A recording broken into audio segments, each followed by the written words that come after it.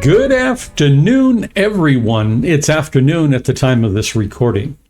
How are you?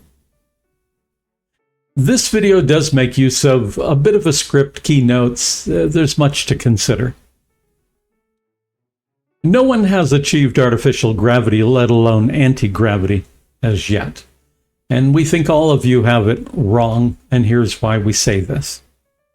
For starters, no one has taken the time to research all the necessary factors, parameters needed to produce artificial gravity, let alone anti-gravity.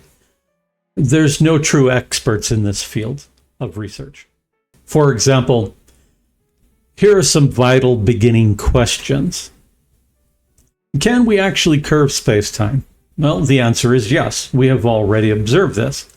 They use simple coil with a pulsed DC input current, by which it produced extremely tiny curvature with a relatively high amount of coil melting heat.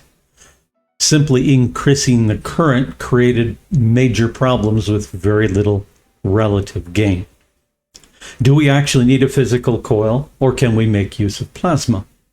How about arrangement of coil, or how about an arrangement of three spheres? Or can we conceive of another system entirely different still, such as rotating an extremely dense material in some fashion?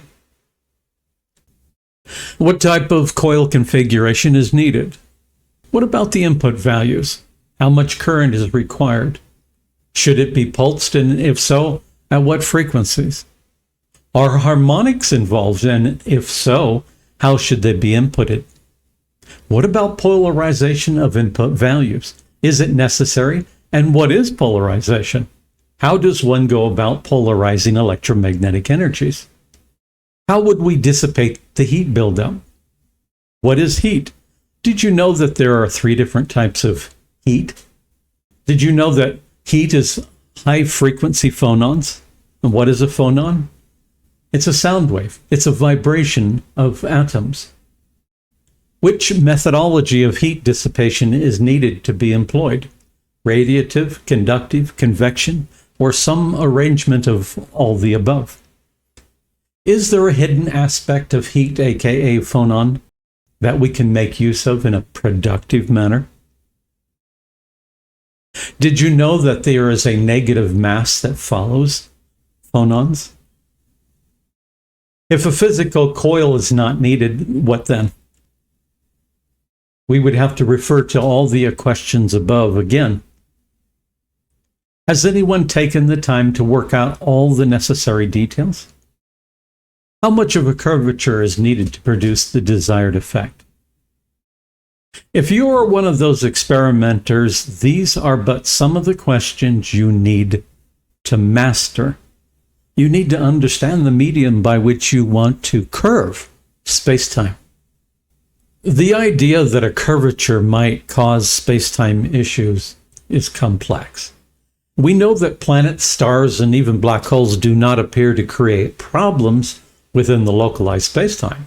Yes, there are various phenomena, but none of which seems to present some sort of space-time rift endangering us all. The majority of systems we're aware of all require copious amounts of energy, which is impractical on many levels, and that is only the surface issue. There are many more beneath.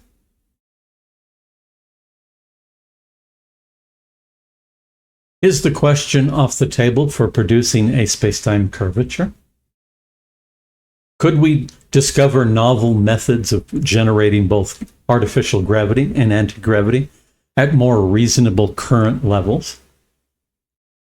I would not take the concept off the blackboard. Therefore, our answer is a resounding yes, topped with the word eventually. Is humanity close to achieving this? That's tough to assess. More information is needed. However, I think we're on the verge of newer levels of understanding.